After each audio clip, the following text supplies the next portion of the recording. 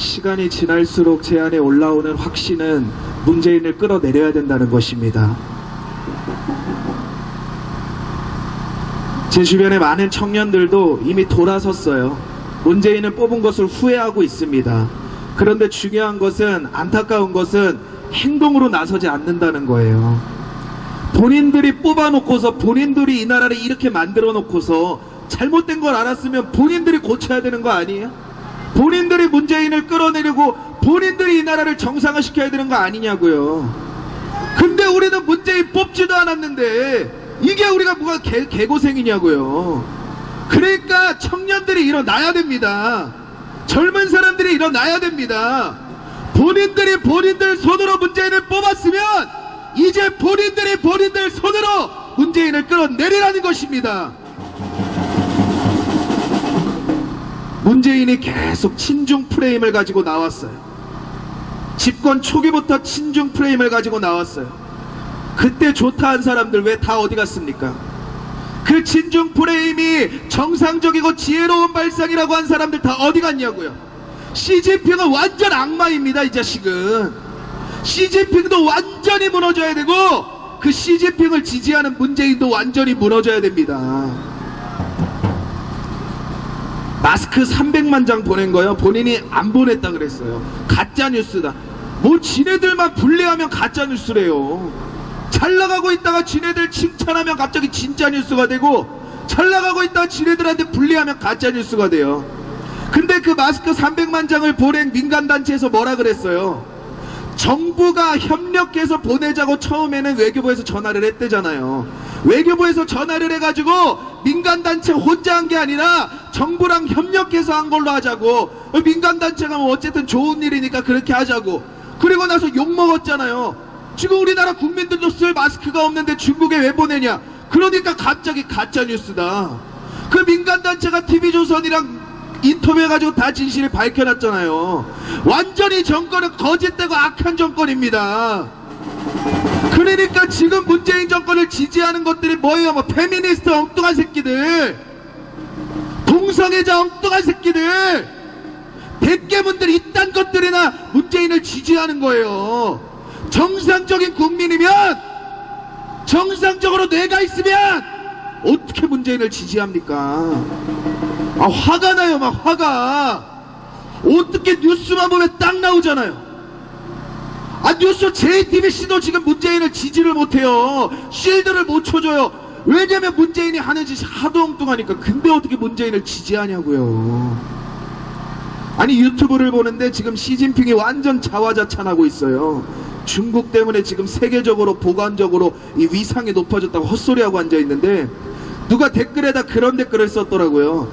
독재자의 특징이 뭐냐? 독재자의 특징이 자기는 잘 못하고 있는데 자기는 잘한다고 착각하고 있는 게 독재자래요. 그러니까 시진핑이 자기는 잘 못하고 있는데 자기는 잘하고 있다고 착각하니까 시진핑이 독재자다 그러는 거예요. 제가 그 댓글을 보면서, 야, 네 말에 의하면 문재인이 최고의 독재자야. 문재인 지가 하는 일이 잘하고 있는 게 없는데 지 혼자 잘났다고 신년 연설한 거 보세요. 경제가 폭망하고 있는데 경제가 뭐가 잘 되고 있어요. 그러니까 이 나라가 살아나려면요, 문재인을 끌어내려야 됩니다.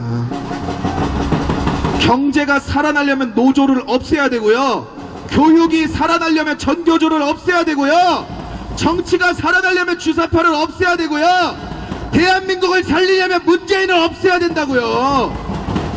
너무 명확하잖아요. 뭘 또 고민할 게 뭐가 있어요. 너무 명확한 건데 뭘 머리 맞대고 뭘 생각을 하냐고 딱 나와 있는데, 노조 이것들이 지금 대한민국에 판을 치니까 우리나라 경제가 이따인 거예요. 잘 나가다가 연말만 돼 보십시오. 잘 나가다가 연말만 되면은 저기 광화문이나 시청에다가 시위하지 않습니까? 왜 잘 나가다 왜 그러는 거예요? 임금 올려달라는 거예요. 비정규직 철폐하라는 거예요. 다 자기들 이익을 위하는 거라는 거예요. 그래서 제가 심상정은 정치의 정자도 모르는 자라는 거예요. 심상정이 노조를 지지합니다. 심상정이 노조를 일으켜야 된다 말합니다. 그러면서 독일 노조를 예로 들어요. 독일엔 노조가 있는데 자유민주주의가 성행하고 있으니 대한민국이 진짜 민주주의면 노조가 있어야 된다 그렇게 말하는데, 심상정 잘 들으십시오. 독일 노조랑 우리나라 노조랑 근본적으로 달라요. 독일 노조는요, 자기네들 회사가 어려워지잖아요. 월급을 반납하고 회사를 살려보겠다는 게 노조예요. 독일 노조. 대한민국 노조는 어떤 노조예요? 회사가 잘 되든 말든 지네들만 먹고 살겠다는 거예요. 그러니까 귀족 노조 아니에요? 심상정 이런 게 독일 노조랑 똑같습니까? 그러니까 대한민국 경제가 살려면 반드시 노조가 없어져야 됩니다. 그리고 정상적인 노조로 바뀌어야 돼요. 기업과 상생할 수 있는 노조를 만들어야 됩니다. 민주노총, 금속귀족 다 잘못된 것들입니다. 이것들 다 없애버려야 우리나라 경제가 살아날 줄로 믿습니다. 우리나라 경제가 언제 제일 많이 살아났어요? 우리나라 경제가 언제 호황이었어요? 박정희 대통령 때입니다. 박정희 대통령 때예요. 어떤 사람들은 박정희 대통령이 유신을 해가지고 독재자다 이렇게 말하는데요. 잘 들으세요. 1973년에 5.1 쇼크가 일어납니다. 제1차 5.1 쇼크. 이 5.1 쇼크가 일어나서 미국, 일본, 북유럽 선진국가들의 경제력이 하락하기 시작해요. 근데 그 5.1 쇼크가 일어난 1973년에 유일하게 GDP 19% 성장을 이뤄낸 게 우리나라예요. 미국, 일본, 북유럽 이 선진국들이 경제력이 하락할 때, 경제력이 땅바닥을 칠 때 전 세계에서 유일하게 GDP 19% 성장을 일어난 게 우리나라라고요. 그걸 누가 했냐고요? 박정희 대통령이 이뤄놓은 거라고요. 그럼 박정희 대통령이 이걸 어떻게 일어났습니까? 1972년에 박정희 대통령께서 사채 동결 조치라는 것을 선언해요. 이 사채 동결 조치가 뭐냐면, 기업들이 이제 기업을 운영하려면 뭐가 있어야 돼요? 자본이 있어야 되는데 자본을 빌리려는데 은행에 돈이 없는 거예요. 은행에 왜 돈이 없어요? 국민들이 돈이 없으니까 은행에 저축을 못하는 거예요. 먹고 살기도 바쁜데 무슨 저축을 해요? 그러니까 은행에 돈이 없는 거예요. 그러니까 이 기업들, 우리가 아는 삼성, 현대, 대우 이런 기업들이 사채업자들한테 돈을 빌립니다. 이 사채업자들은 일제강점기부터 어두운 방법으로 돈을 모았던 사람들이라서 돈이 엄청나게 많았어요. 근데 그 당시에는 이자율 이런 게 정해지지 않았어요. 그러니까 이 삼성들이랑 이 삼성이나 현대나 대우 이런 기업들이 기업을 운영하려면 돈이 있어야 되잖아요. 사채업자들한테 돈을 빌렸는데 이 사채업자들이 이자를 그냥 지 맘대로 부르는 거예요. 지네들이 원하는 대로. 그러니까 이 기업들이 맨날 부도 걱정을 하면서 살았어요. 믿겨지지가 않죠. 이 삼성, 현대, 대우 이런 기업들이 맨날 부도 걱정을 하면서 살았어요. 그리고 이 기업에서 나온 이윤들이 다 이자로 나갔습니다. 그때 박정희 대통령이 말합니다. 경제를 살리려면 기업을 살려야 되는데 이 기업들이 사채업자들한테 의해서 다 망해가고 있으니까 사채 동결 조치를 선언한다. 이 사채 동결 조치가 뭐냐? 지금까지 기업들이 사채업자들한테 빌렸던 돈 다 무효로 만들어버리겠다. 그리고 기업한테 완전히 지지를 한다. 그러니까 누가 난리가 났어요? 사채업자들이 난리가 난 거예요. 근데 사채업자들만 난리가 난 게 아니라 이 사채업자들이랑 연결되어 있는 깡패들, 사채업자들이랑 연결되어 있는 정치인들까지도 다 난리가 난 거예요. 그러니까 1972년 8월 3일날 동결 조치를 일으켰는데, 이 동결 조치를 일으킨 다음에 나라가 난리가 나니까 1972년 10월 17일날 뭘 일으킨 거예요? 유신을 일으킨 거예요. 그러니까 박정희 대통령은 독재를 하려고 유신을 한 게 아니라 이 나라 경제 한번 살려보겠다고 유신을 한 거예요. 그런 대통령을 독재자라고 하나니요. 독재자는 김정은이죠. 독재자는 김일성이죠. 무슨 박정희 대통령이 독재자입니까? 그러니까 어떤 사람이 그래요. 아유, 박정희 대통령이 경제는 잘 살렸는데 독재한 건 잘못됐어. 이 무식한 것들아. 독재를 할 수밖에 없었던 거예요. 니네들이 얼마나 무식하면 경부고속도로 갈 때도 이 나라에 차가 어디 있냐며 경부고속도로를 왜 깐다 했잖아요. 박정희 대통령이 선견지명이나 이런 게 천재성이 뛰어나서 독재를 할 수밖에 없었던 거예요. 왜냐면 뭐 하려고만 하면 들고 일어나가지고 김대중, 김영삼 이것들이. 맞지 않습니까? 그러니까 어떤 사람은 이 박정희 대통령이 독재를 했기 때문에 이 나라가 살아났다. 김정은도 독재하지 않았습니까?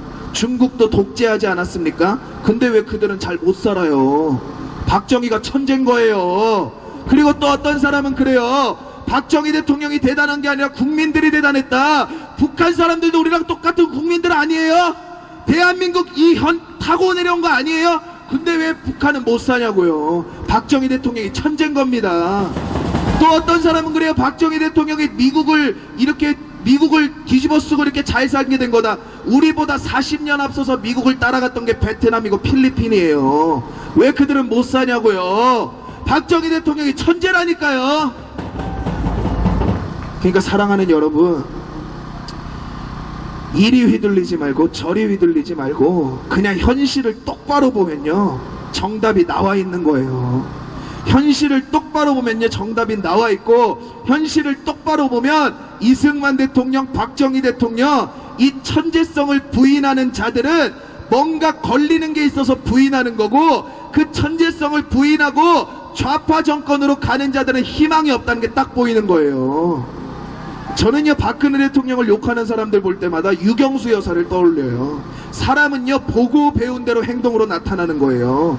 유경수 여사를 보고 배운 대로 행동했다면 박근혜 대통령만큼 고상하고 우아하고 똑똑한 사람은 없을 거라고요. 근데 어디다 대고 박근혜 대통령을 그런 식으로 모욕합니까? 그러니까 사랑하는 여러분, 지치지 마시고 그대로 계속 전진하시기를 바랍니다. 박근혜 대통령이 1973년에 그 일을 일으키고 나서 1974년에 뭘 썼냐면요, 내 일생 조국과 민족을 위하여라고 썼어요. 박정희 대통령이 독재를 하려는 마음이 있었으면 그런 문구를 안 쓰죠. 맞지 않습니까? 자기 속에 있는 걸 쓰는 거예요. 그러니까 문재인이 뭐라 썼어요? 세월호 애들한테 고맙다고 썼잖아요. 사랑하는 여러분, 우리가 문재인을 끌어내리는 것, 우리가 문재인을 처단하는 것, 그것이 우리의 목표가 될 줄로 믿습니다. 문재인 하면 아웃, 국본 하면 화이팅 하는 겁니다. 문재인! 국본! 문재인! 국본! 문재인! 국본! 다 같이 이겨봅시다. 감사합니다. 제18대 대통령에 당선된 박근혜 대통령은 51.6%인 1,500만 여표로 대한민국의 최초 여성 대통령이 되셨습니다.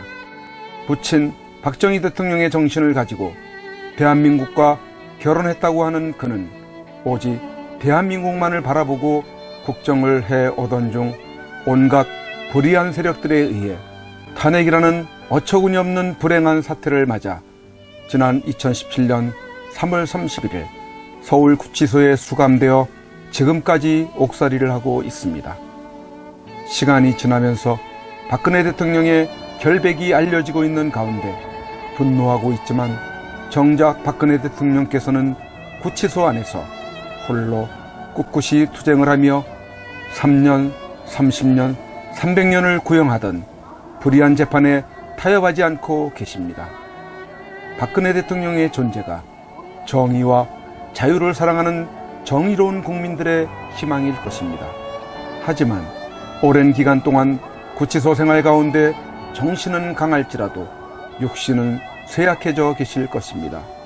이에 여러 국민들의 도움이 절실히 필요합니다. 그것은 바로 엽서와 서신 보내기입니다. 지금까지 엽서 서신 보내기에 동참한 국민들은 약 15,000명 내외로 보여집니다. 이는 박근혜 대통령을 18대 대통령으로 선택해 주신 유권자 1,500만 명의 0.1%에 해당하는 아주 적은 수치입니다. 대통령께서 더욱 꿋꿋하게 버티시게 하는 힘은 국민 여러분들의 관심 어린 서신입니다. 아직까지 동참하지 못하고 계시는 국민들께서 적어도 10% 정도인 150만 명은 엽서 서신 보내기에 꼭 참여하셔서 대통령을 다시 볼 수 있을 때까지 이 일에 함께 해주시면 좋겠습니다. 매일같이 산더미처럼 배달되는 여러분들의 엽서 서신을 통해 대통령께서는 크게 힘을 얻게 될 것입니다. 참여하는 방법으로는 선구자 방송에서 발행한 엽서를 주문하여 보내시고자 하시는 분들은 선구자 방송 연락처 010-2507-4861에 문자로 여러분의 성함과 정확한 집 주소와 엽서 수량을 적어 주시기를 바랍니다. 엽서는 지금까지 1차 9장 1세트, 2차 9장 1세트, 3차 엽서 9장 1세트가 발행되어 있어서 주문 시에는 각 회차당 몇 세트인지를 표기해 주시고 엽서 대금은 세트당 만원을 농협 360-02-140-392 예금주 황진무로 입금해 주시고 문자에 엽서를 주문해 주시면 되겠습니다. 그리고 별도로 서신이나 문구점에서 엽서를 이용하시는 분들은 서울구치소, 경기도 군포시 군포우체구 사서함 20호 수용자번호 503 박근혜 대통령 앞으로 보내시면 되십니다. 선구자 방송에서 발행한 엽서는 박근혜 대통령의 모습과 뜻깊은 사진으로 제작을 하여 그 의미를 가지고 있어서 박근혜 대통령께 더욱 감동이 전달될 것입니다. 지금까지 3차에 걸쳐 발행한 엽서는 다음과 같습니다.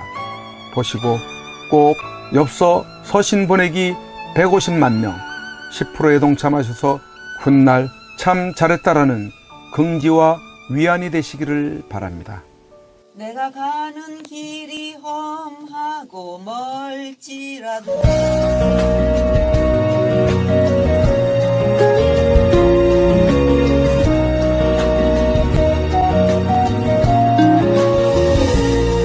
내가 가는 길이 험하고 멀지라도 그대 함께 간다면 좋겠네.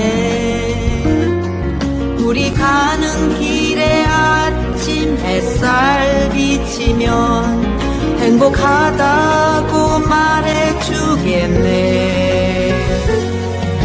그대와 행복을 만들어요. 우리 모두 함께 손에 손을 잡고서 행복의 나라를 만들어봐요.